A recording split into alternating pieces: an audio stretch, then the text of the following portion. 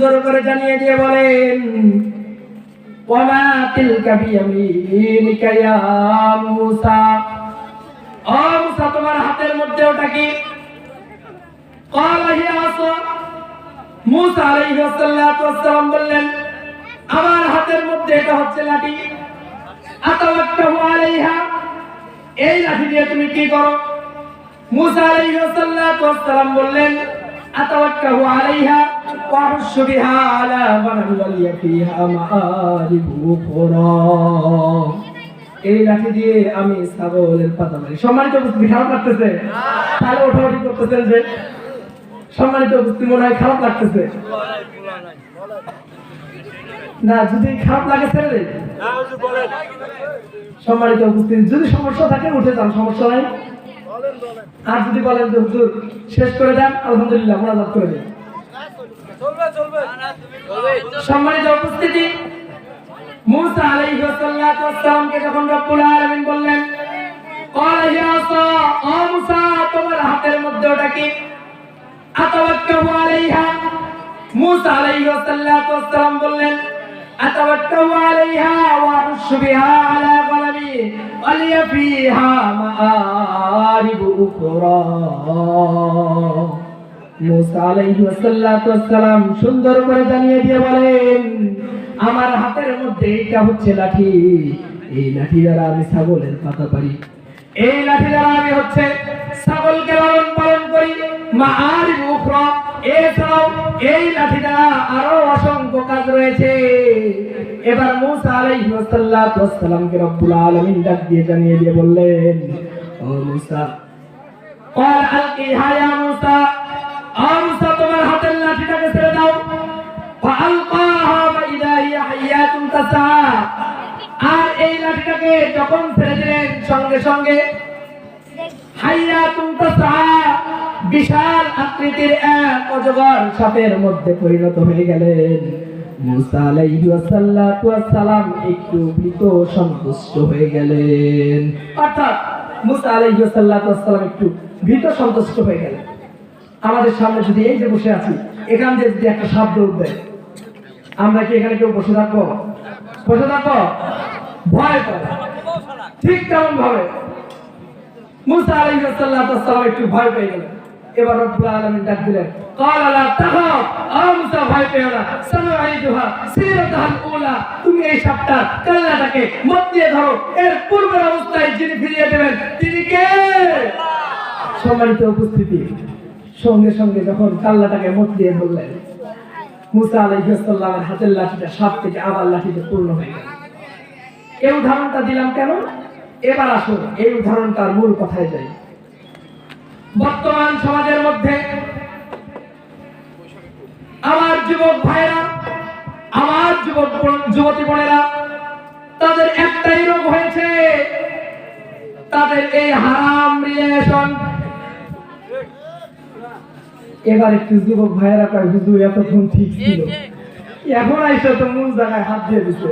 আমার যুবক বোনেরা তো আমার গায়ে শেষ করে দেবে। এখন হুজুর আপনার এই কথা বলা লাগবে, আপনি ওয়াজ করতে আইছেন, ওয়াজ করবেন না, এই কথা বলা লাগবে। সম্মানিত উপস্থিতি, কুরআনের কথা বলতে গেলে যেমন ভাবে রাসূল আরবি সাল্লাল্লাহু আলাইহি ওয়াসাল্লাম কুরআনের কথা বলার কারণে তার চাচা আবু জেহেল তার শত্রু হয়েছিল, ঠিক তেমন ভাবে আমি যখন কুরআনের কথাগুলো বলবো, সেই কথার যদি বিপরীত যদি গুণগুলো আমার বাবার মধ্যেও থেকে যায়, আমার বাবাও আমার বিরুদ্ধে চলে যাবে। সম্মানিত উপস্থিতি, বর্তমান সময়ে সবচেয়ে বড় ব্যাধি হচ্ছে জেনা। জেনা, আপনার ছেলে মেয়ে শুধুমাত্র শারীরিক সম্পর্কেই জেনা তা নয়, আপনার ছেলে আপনার মেয়ে, আমার ছেলে আমার মেয়ে, তারা রাতের পর রাত এই অ্যান্ড্রয়েড নামক এই একটি জালের মধ্যে আবদ্ধ হয়ে গিয়েছে। তারা যখন এই জালের মধ্যে আবদ্ধ হয়ে গিয়ে তারা যখন রাত্রের ঘুমটাকে হারাম করে হারাম রিলেশনশিপের মধ্যে জড়িত আছে, এক সময় গিয়ে দেখা যায় যে আমি তো তোমাকে বিবাহ করব, তো তোমার কাছে আমার কিছু চাওয়া পাওয়া আছে। হয় কি হয় না? হয় কি হয় না? আমি যেহেতু যুবক, আমি যেহেতু বিভিন্ন যুবকদের সাথে মিশি, তাদের মনের কথাগুলো একটু জানা যায়। এক পর্যায়ে এসে গিয়ে তাদের মধ্যে যখন কিছু আদান প্রদান হয়ে যায়, শুধু আদান প্রদান নয়, ও যুবক আমি তোমাকে বলছি, ও যুবতী আমি তোমাকে বলছি, তোমার চোখ দিয়ে একজন পুরুষকে দেখলা, তোমার চোখ দিয়ে একজন নারীকে দেখলা, আর নারীকে দেখার মধ্য দিয়ে তোমার অন্তরের মধ্যে যদি কোন রকম খারাপি খায়েশ এসে যায়, এটাও হচ্ছে এক প্রকার জেনার মধ্যে পড়ে যায়। রব্বুল আলামিন তো সূরাতুল বানি ইসরাঈলের মধ্যে জানিয়ে দেন, ওয়ালা তাকরাবুজ জিনা ইন্নাহু কানা ফাহিশা, তোমরা জিনার নিকটবর্তী হয়ো না, কেননা জিনাটা হচ্ছে অত্যন্ত এক মারাত্মক ব্যাধি। তোমাদেরকে জিনা থেকে যদি ফিরে না আসো, তোমরা তো রব্বুল আলামিনের দেওয়া হায়া ঈমান থেকে তোমরা সরে যাবা, আর তোমরা যদি হায়া আর ঈমান থেকে সরে যাও, রব্বুল আলামিনের রাসূল জানিয়ে দেন তোমার জন্য তো হালাকের পথ অবধারিত। মুসলমান বন্ধুরা আমার কথাগুলো দিল দিয়ে বুঝবেন, রব্বুল আলামিন যেখানে ওয়ালা তাকরাবুজ জিনা, জিনার বিরুদ্ধে কথা বললেন, সেখানে আপনার আমার সন্তানগুলো জিনা আজকে কম না বেশি? এখন আসেন, জিনা কম আর বেশি হওয়ার কারণ কি? কারণ আপনার আমার দেশে, আপনার আমার সমাজে, আপনার আমার পরিবারে আজকে কোরআন বিচার ব্যবস্থা নেই, কোরআনটাকে মানা হয়। এখন বলেন কিভাবে? কিভাবে? সম্মানিত উপস্থিতি, ওয়ানাজ্জালনা আলাইকাল কিতাবা তিবয়ানাল লিকুল্লি শাই, রব্বুল আলামিন জানিয়ে দেন তোমাদের প্রত্যেকটা বিষয়ের সমাধান দিতে পারে আল কোরআন। এবার বলেন হুজুর জিনার সমাধান কিভাবে দেবে? আপনি কোরআন আল কারীমটাকে রাষ্ট্রীয় পার্লামেন্টে রাখেন, আপনার পরিবারে রাখেন, আপনার সমাজের টেবিলে রাখেন, রাখার পরে ইমাম সাহেবকে বলেন এই যে একজন জেনাকার, একজন জেনাকারীকে ধরা হয়েছে, আপনাদের কেন্দ্রীয় যে স্কুল রয়েছে রামধন, এই স্কুল মাঠের মধ্যে সকল মিডিয়া প্রেসকে একত্রিত করেন, তাম বাংলাদেশকে জানিয়ে দেন, সকল মিডিয়ার প্রেসকে ডাক দিয়ে বলেন ও মিডিয়ার প্রেস, তোমরা সকলে একত্রিত হবা, আর এই একত্রিত হওয়ার মধ্য দিয়ে তোমাদের সামনে দিয়ে আমি প্রমাণ করে দিতে চাই কোরআন দিয়ে বিচার ব্যবস্থা করলে কোথাও কোন রকম দুর্নীতি, রাজধানী, খুন, ছিনতাই, জেলার মতো ব্যভিচার আর কোথাও হবে না। এটা কি বলে? কোরআনটাকে সামনে রাখেন।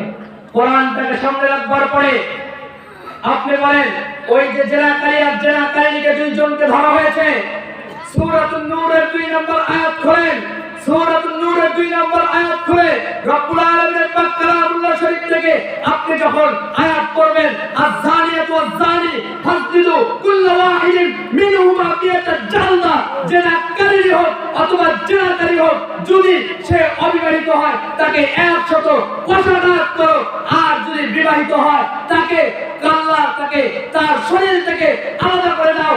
আর এই বিচারটা যদি আপনি মিডিয়া আর প্রেসকে পুরো বাংলাদেশকে দেখিয়ে দিতে পারেন, আল্লাহে তাল্লাহে বিল্লাহে পরের দিন থেকে আপনার আমার বোন, আপনার আমার মেয়ে রাস্তাঘাটে একাকিত্ব চলে যাবে। কোন যুবক তাকে টিস করার মতো, জেনা করবার মতো দুঃসাহসিকতা দেখাবার সাহস পড়ে না। ঠিক কিনা?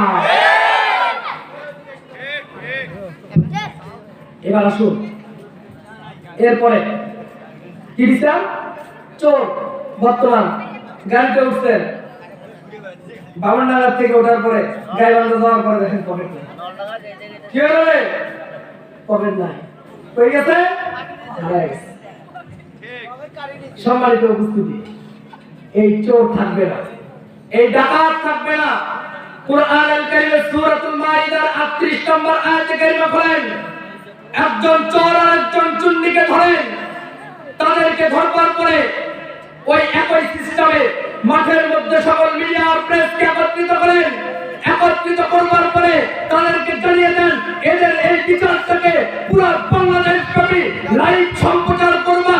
আর যখন কুরআনুল কারীমের সূরাতুল মাইদার 38 নম্বর আয়াত কারিমা অনুযায়ী আস-সারিকু ওয়াস-সারিকাতু ফাকতাউ আইদিয়াহুমা, এই চোর আর চুন্নিকে তাদের দেহ থেকে তাদের এই গর্দানটাকে আলাদা করে দাও। কুরআনুল কারীম দিয়ে যদি এই বিচার করে পরের দিন থেকে আপনার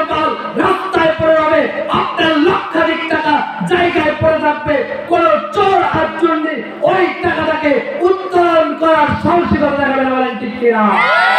তাহলে বলেন